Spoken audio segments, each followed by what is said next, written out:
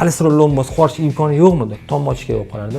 Ingichka bo'lib qolgan. Juda ham pastda joy. Aka, mashincha loy lombasi qilib bergan. Bu yerda ham 5 sm, 10 sm qilgan. Aka, ishoning gapimga, ota-bobomizdan qolgan. Har qayerda men loy lombasi yomonlayotganim yo'q, lekin ular boshqacha loy lombasi qilgan aka.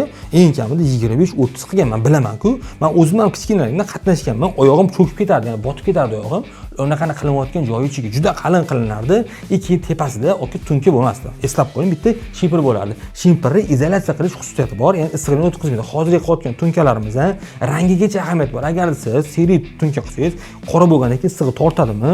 Ko'chada 30 gradus issiq bo'lganda, eng kamida u 60-70 gradus issiq bo'ladi.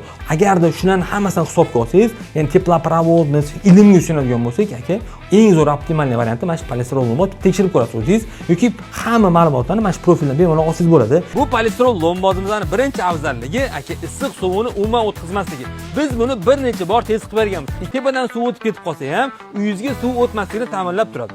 2 kishi o'zingiz tez tayyorlab olsangiz bo'ladi. Narxiga keladigan bo'lsak, bitta qopimizdan narxi 105 ming so'm. Eng asosiysi sizni issiq suvog'ingizni o'ylayotganlardan yomon gumonda bo'lmaysiz. Pul topadi-yu demaysiz-da. Bu bola harakat qilyapti.